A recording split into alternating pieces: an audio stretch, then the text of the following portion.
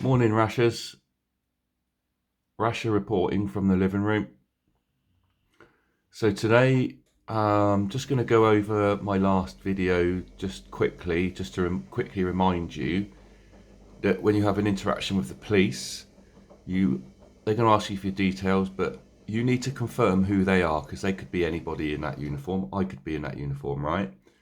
I could be Smith 1234, and without ID, I'm not Smith 1234. Okay.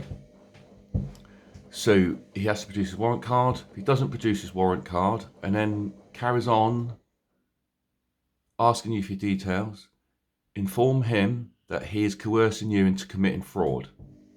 Okay? By asking for those details. And the reason why it's fraud is because on the birth certificate, the details that go in there, are copyrighted to the government. The crest or whatever is on top of that birth certificate, that's a government thing, right? So that document is now copyrighted. The information on that document is copyrighted and owned by the government, right? Then they use that and they go and float that on the stock market with your weight in silver or gold. Okay, anyway, that's something a little bit different. Right, excuse me. So, yeah, you tell them that he or she is coercing you into committing fraud. And again, like I just said, because the details are copyrighted, you can't give those details without the permission. Without permission, you're committing fraud. Okay? And that is basically that. There's not much more to say on that, really. That's the argument. That's the argument that I would go down if they refuse to give me the warrant card. If I was feeling that way inclined on that day, I think normally I say nothing. They can't do anything with nothing. All right. Ultimately, that is the best way to deal with the police, in my opinion. It's not to tell them anything. That's just my opinion. That's just, but sometimes I'm feeling in a bit of a, I don't wind these cunts up. So I'll do that. But I'm just giving you these bits of information because it's knowledge that is useful. I believe it's useful. Because at the end of the day, that copper he doesn't want to be, he thinks he's above the law anyway, right? But he doesn't want to be taken on a fucking journey of coercion into fraud. But that's the action you take. If they arrest you, then they're kidnapping you. So under common law, right, because they haven't ID'd themselves as a common law constable, and if they arrest you, that's kidnapping. If they get your details off you, and that's coercion into fraud. And then when they've done that, they're acting out of their jurisdiction. So you've got them on all those things. And you should, and I implore you to do it, take a personal claim against these fucking people that do this to you. And the reason why they can do this to you is because we fucking let them. And we don't stand there under common law, and we don't take them, we threaten it, but we don't take it any further. We need to start taking this further. We need to start bringing these people into account for their criminality. Because that's basically what it is. They're uniformed criminals. It's a fucking gang designed to get your money. That's all it's about. The legal system is just about getting your money. It's not about justice. And it ain't about what's right, and it ain't what about's honourable. Okay, it's about getting your money. Fucking end of. And just to prove it, right? Well, it's not going to prove it, but right. The 12 presumptions of court, yeah? The 12 presumptions of court. The first one, this proves that they're criminals, right? This is the second one, the presumption of public service. Now, all members of the private bar guild who have sworn a solemn, secret, absolute oath to their guild, right? They swear that oath to the private bar guild, the solemn, secret, absolute oath, right? Then what they do, they also take another oath of public office. So they've taken 2 oaths, right? One is for the private bar guild, and then the other one is for public office. So when you walk into court, when you walk into court, right, you're presuming that they're there under their public office oath. Well, they're not. They're there in their private capacity, in the private bar guild, and they're under that oath. Okay? You have to go in and demand that they give you their oaths, or they tell you, or you make sure that they're under their public office oath. Right. The first presumption is a presumption of public record, in that any matter brought before the lower Roman courts is a matter of public record, when in fact it is presumed by the members of the private bar guild that the matter is a private bar guild's matter. Right? Unless openly rebuked and rejected by stating clearly the matter is to be on public record, the matter remains a private bar guild's matter, completely under private guild's rules. And presumption 2, the presumption of public service is that all members of the private bar guild who have sworn a solemn, secret, absolute oath to their guild then act as a public agent of the government or public officials by making additional oaths of public office that openly and deliberately contradict their private superior oaths to their own guild. Unless openly rebuked and rejected, the claims stand that these private bar guilds members are legitimate public servants and therefore trustees under their public oaths.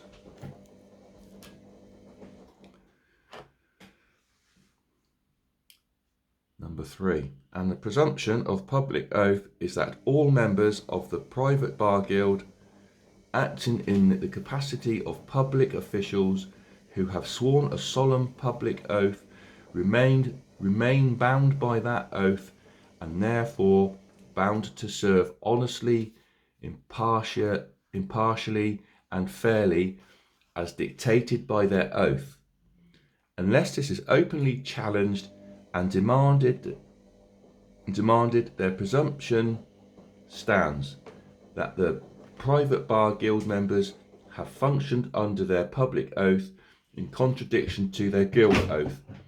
If challenged, such individuals must rescue themselves as having a conflict of interest and cannot possibly stand under public oath. So you're telling me that's not about money?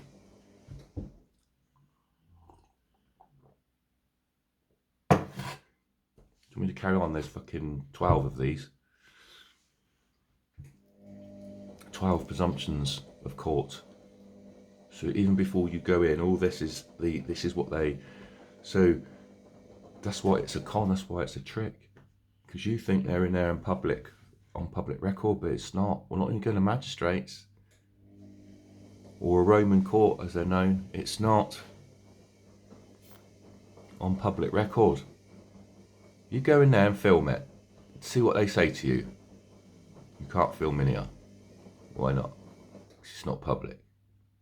Right, you have to make it public, you have to make it honourable, you have to bring that court back to an honourable state. That's what you have to do, right? Okay. Let me just see if that's at the end here.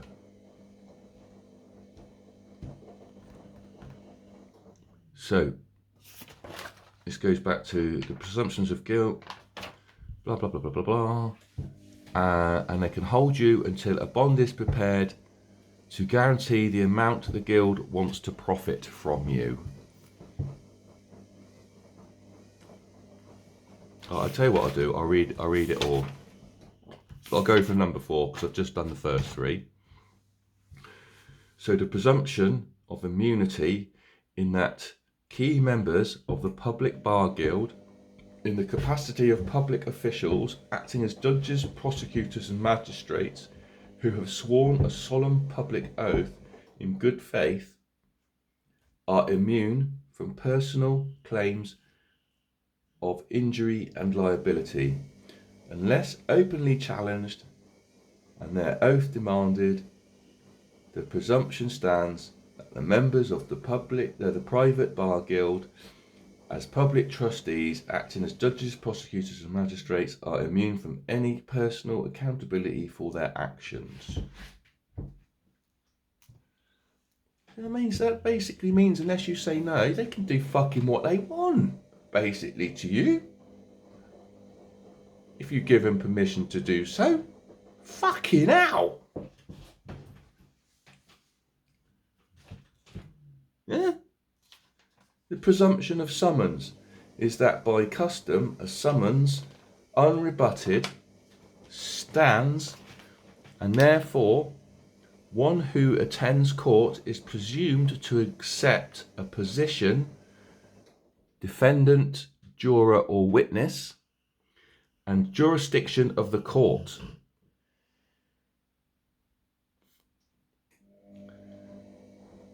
Attendance to court is usually invitation by summons, unless the summons is rejected and returned with a copy of the rejection filed prior to choosing to visit or attend. Jurisdiction and position of the accused and the existence of guilt stands. The presumption of custody is that by custom a summons or warrant for arrest, unrebutted, stands, and therefore one who attends court is presumed to be a thing, and therefore liable to be detained in custody by custodians. This includes the dead legal fiction non-human term person that corporate government rules and regulators are written for. Custodians may only lawfully hold custody over things, not flesh and blood and soul possessing beings. Unless this presumption is challenged by rejection of summons and or at court, the presumption stands and you are a thing and property and therefore lawfully able to be kept in custody by custodians.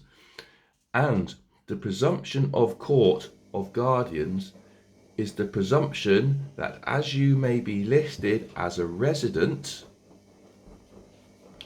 of a ward of a local government area and have listed on your passport the letter P, you are a pauper. And therefore, under the guardian's powers of the government and its agents as a court of guardians, unless the presumption is openly challenged to demonstrate you are both a general guardian and a general executor of the matter, the trust, your trust is the birth certificate. Right. Before court, the presumption stands. You are by default a pauper and a lunatic, and therefore must obey the rules of the clerk of guardians or the clerk of the magistrate. It's fucking good shit, man. The presumption of court trustees is that members of the private bar guild presume you accept office of trustee as a public servant of trustee. Oh, wait a minute. No, sorry. So I'll start that one again. The presumption of court trustees is that members of the private bar guild presume you accept office of trustee as a public servant and government employee. Just by attending Roman court, such courts are always for public trustees by the rules of the guild and Roman systems, unless this presumption is openly challenged to state you are merely visiting by invitation to clear up the matter, and you are not a government employee or a public trustee in this instance. The presumption stands and is assumed as one of the most significant reasons to claim jurisdiction, simply because you appeared. Number 9. The presumption of government acting into two roles as executor and beneficiary is that for the matter at hand, the private bar guild appoint the judge or magistrate in the capacity of his executor, while the prosecutor acts in the capacity of beneficiary of the trust for the current matter, unless this presumption is openly challenged to demonstrate you are both a general guardian and general executor of the matter trust before the court. The presumption stands and you are by default the trustee, therefore must obey the rules of the executor, the judge or the magistrate. And the presumption of executor de son tort is the presumption that if the accused does seek to assert their right as executor and beneficiary over their body, mind and soul, they are acting as an executor de son tort, or a false executor, challenging the rightful judge as executor. Therefore, the judge magistrate assumes role of true executor and has the right to have you arrested, detained, fined, or forced into psychiatric evaluation. Unless this presumption is openly challenged by not only asserting one's position as executor, as well as questioning the judge magistrate is seeking to act as executor de son tort, the presumption stands and a judge or magistrates of the private bar guild may seek the assistance of the bailiff or sheriff to assert their false claims.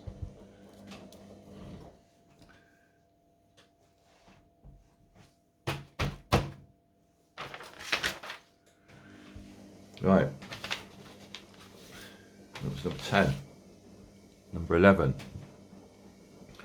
The presumption of incompetence is the presumption that you are at least ignorant of the law, therefore incompetent to present to yourself and argue properly.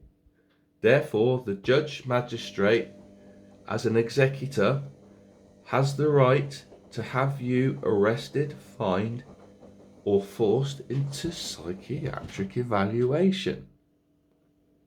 Unless this presumption is openly challenged to the court that you know your position as executor and beneficiary and actively rebuke and object any contrary presumptions then it stands. By the time you are pleading that you are incompetent, then the judge or magistrates can do what they need to keep you obedient. And number 12, the presumptions of guilt is the presumption that, as if it is presumed to be a private business meeting of the Bar Guild, you are guilty. Do not plead or plead not guilty. Therefore, unless you have personally prepared an affidavit of truth and motion to dismiss with extreme prejudice onto the public record or call a demurrer. A demurrer is kind of like a witness. I'll explain a bit more about it in a minute. Then the presumption is you are guilty, and they can hold you until a bond is prepared to guarantee the amount the guild wants to profit from you. Right, okay. I've got about 4 minutes left before my video runs out. So basically that's the 12 presumptions of court. So that's what, before you even go into court, all that is in place. They're presuming that they are the executor, they are this, they are that, they are it. Because they're presuming that you're a twat and you can't, that's why you get a solicitor. Because they think you're a twat. So the solicitor has to talk for you in court. So they think you're fucking stupid. And that's that presumption there. Number 11, isn't it? Incompetence. Presumption of incompetence. I'm not incompetent. I bet none of you are. This is why we need to know this stuff. So when we go into court, right? So we stand there, right? And here's the other thing. So we the first thing we want to do is get them on their oath, on their public office oath. That's what we're trying to do, get them on that, right? Now, if they don't give that, right, they are actually in contempt of court. The judges, the magistrates, and the clerks, whoever does, if you ask them for their oath and they don't give it you, they can be held for contempt of court. You can't be held for contempt of court. You can be held in contempt of a third party in court, but you can't be contempt of court. Right? Okay? Only judges. And if you need evidence of that, the guy that you need to look into is Lord, I think it's Lord Diplock. Diplock. Lord Diplock. Okay, actually I've got that written down here.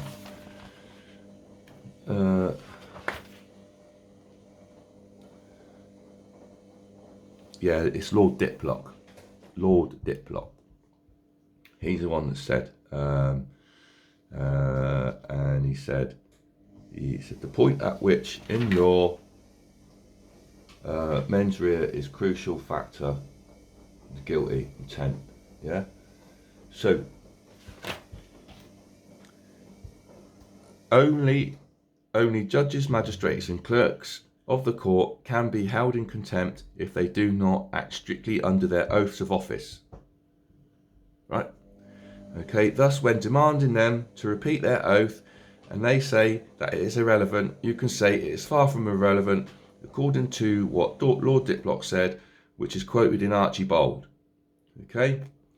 What he said was the point in law,